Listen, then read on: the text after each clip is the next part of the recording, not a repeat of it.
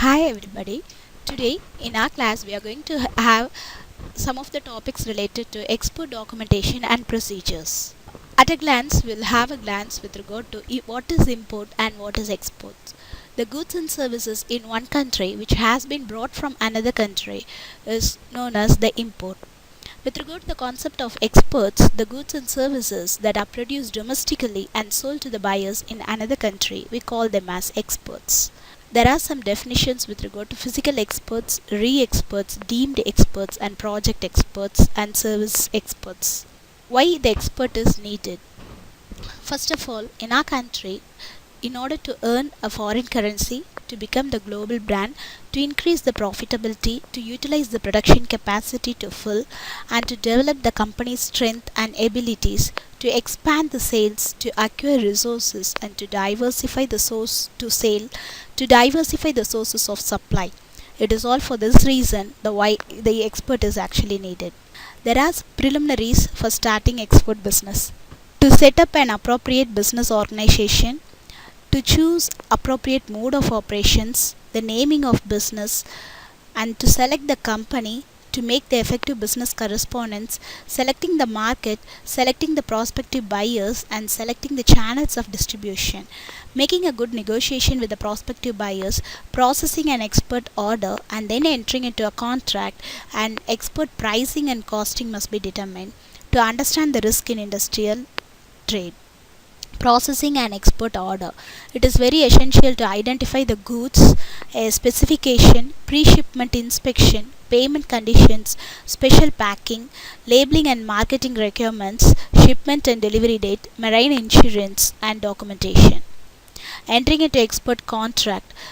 In order to enter into an export contract, it is very essential to know the products, standards and specifications, quantity, inspection, value of the contract, terms of delivery, taxes, duties and charges, period of delivery or shipment, packing, labeling and marking, terms of payment, amount and mode and currency, discounts and commissions, license and permits, insurance, documentary requirements, guarantee, force majeure of excuse for non-performance of contract, remedies and arbitration. Export documentation and procedures. In order to make the export in a very effective way, it is very essential to have the commercial invoice, bill of lading, consular invoice, certificate of origin, inspection certification, dock receipt and warehouse receipt, destination control statement, insurance certificate, export license and export packing list. These are the steps to be followed before getting into export. Step 1, to make the inquiry. The starting point for every export transaction is an inquiry. An inquiry for the product should inter alia specify the following details or provide the following data: size details, standard or oversize or undersize, drawing if available, sample if possible, quantity required, delivery schedule, is the price required on FOB or C&F or CIF basis, mode of dispatch, CR, mode of packing, terms of payment that would be acceptable to the buyer. If the buyer proposes to open any letter of credit, any specific requirement to be compiled with by the exporter. Is there any requirement of pre-shipment inspection, and if so, why, by which agency? Any certificate of origin required, and if so, from what agency? Step 2 is Proforma generation. After studying the inquiry in detail, the exporter, be it manufacturer exporter or merchant exporter, will provide a Proforma invoice to the buyer. Step 3, order placement. If the offer is acceptable to the buyer in terms of price, delivery and payment terms, the buyer will then place an order on the exporter, giving as much data as possible in terms of specifications, part number, quantity, etc. Number, standard format is required for such purchase order. Step 4, order acceptance. It is advisable that the exporter immediately acknowledges the receipt of the order, giving a schedule for the delivery committed. Step 5, goods readiness and documentation. Once the goods are ready, duly packed in export-worthy cases or cartons, depending upon the mode of dispatch, the invoice is prepared by the exporter. If the number of packages is more than one, a packing list is a must. Even if the goods to be exported are excisable, No export duty need to be charged at the time of export, as export goods are exempt from the central excise, but AR4 procedure is to be followed for claiming such an exemption. Similarly, no sales tax is also payable for the export of goods. Step 6. Goods removed from the works. There are different procedures for removing export consignment to the port following the AR4 procedure, but it would be advisable to get the consignment sealed by the central excise authorities. There are different procedures for removing the export consignment to the port following AR4 procedure, but it would be advisable to get the consignment sealed by the central excise authorities at the factory premises itself, so that the open inspection by the custom authority at the port can be avoided.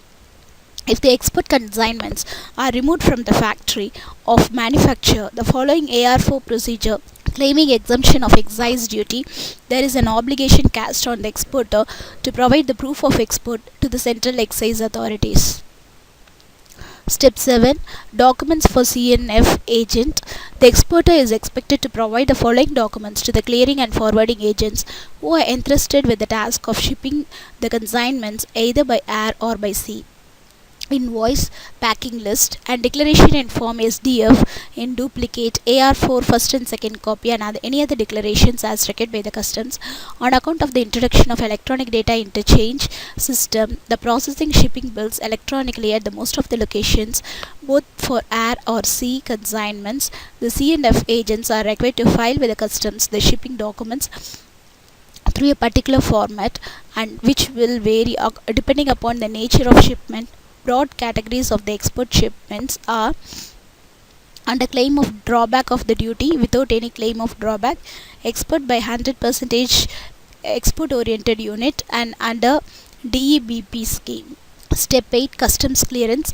After assessment of the shipping bill and examination of the cargo by the customs, where required, the export consignments are permitted by the customs for ultimate export. That is what the concerned custom officials call the lit expert endorsement on the shipping bill. Step 9 is the document forwarding.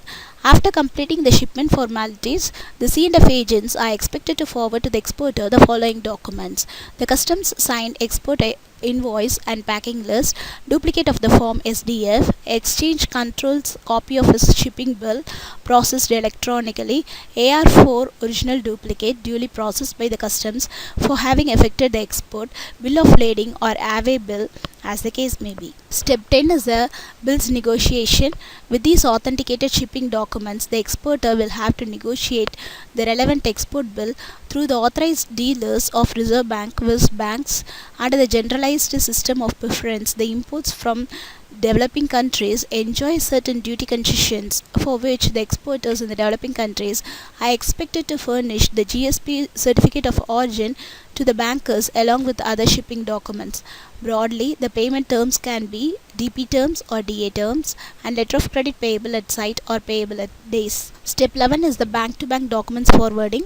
The negotiating bank will scrutinize the shipping documents and forward them to the banker of the importer to enable him clear the consignment, and it is expected of such authorized dealers of Reserve Bank to ensure the receipt of export proceeds, which factor has to be intimated to the Reserve Bank by means of periodical returns. Step 12 is the customs obligation discharge.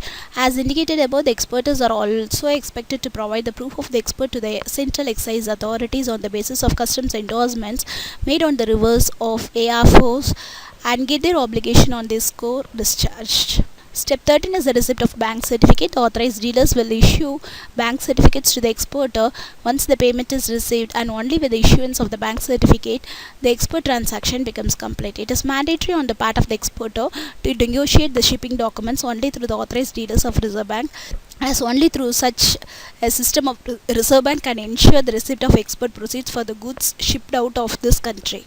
The following are the export documents required for the processing of shipping bill: GF forms in duplicate for the shipment to all the countries, 4 copies of packing list mentioning the contents, quantity, gross and net weight of each package, 4 copies of invoices which contains all the relevant particulars like number of packages, quantity, unit rate, total FOB CIF value, correct and full description of the goods, etc., contract, letter of credit, purchase order of the overseas buyer, ER4, both original and duplicate, an invoice, an inspection or examination certificate. The formats prescribed for the shipping bill are given below. White shipping bill in triplicate for the export of duty-free of goods. Green shipping bill in quadruplicate for the export of goods which are under the claim of duty drawback. Yellow shipping bill in triplicate for the export of dutiable goods. And blue shipping bill in 7 copies for the export under the DEPB scheme. Letter of credit model is being explained here. And the first point is that the purchase and agreement must be made between the importer and the exporter. The letter of credit application must be signed with the importer's bank, and importer bank may have to open a letter of credit with the exporter bank. Exporter bank will advise us that letter of credit has been received from the importer's bank to the exporter, and later on the shipment of goods will be delivered from the exporter to importer. The exporter will present all his documents to exporter's bank, and exporter bank in return will remit the payment. Exporter bank will present all the documents for negotiation with the importer bank, and importer bank will remit the payment to the exporter bank. Importer bank now sends the documents to importer, and importer will in return pay the bank or get the loan. And this is the process of letter of credit model. The procedure for the central excise clearance and export. An application must be made to the excise authorities. Examination of the central excise authorities must be made. Triplicate copies must be submitted to rebate sanctioning the authority, maritime collector of central excise or the assistant commissioner of central excise as declared by the exporter on the ARE1, and this copy of the request of exporter may be sealed and handed over to the exporter, his authorized agent for presenting to the rebate sanctioning authority, quadruplicate to the chief account officer in the commissionerate headquarters, and quintuplicate office copy to be retained by the central excise authorities, sextuplicate authorities to be given to the exporter. Examination must be made by the customs authorities, and procedures must be made with regard to the clearance, excise clearance under the bond or letter undertaking. Exemption of sales tax under exports, they may have to submit the form C. Any export registration with local sales tax office at their jurisdiction is essential. No sales tax is involved under the export sales, import or procurement of all types of goods, including the capital goods specified by the government, is free of duty except the prohibited goods. Sales tax authorities revises the facilities to the exporters time to time. Export documentation and export shipping must be followed with the proper packing, labeling and documentation, and insurance requirements. Distant customer and the new exporter must be sure to follow all the shipping requirements to help ensure that merchandise is properly done, packed according to the situation as it arrives in the good condition, labeled correctly in order to ensure that the goods are handled properly and arrive on time at the right place, documented correctly to meet the local and foreign government requirements as well as proper collection standards, and insured against the damage, loss and privilege, and in some cases delay. Export-import insurance must be made in order to cover the loss or damage and delay in transit by the cargo insurance, damaging weather conditions, and rough handling by the carriers and other common hazards to the cargo, and make the marine insurance important protection for the exporters. If the terms of sale make the firm responsible for insurance, it should either obtain its own policy or insure cargo under the freight forwarders policy for a fee. If the terms of the sale make the foreign buyer responsible, the exporter should not assume that adequate insurance has been obtained. If the buyer neglects to obtain the coverage or obtains too little, the damage to the cargo may cause a major financial loss to the exporter. Thank you.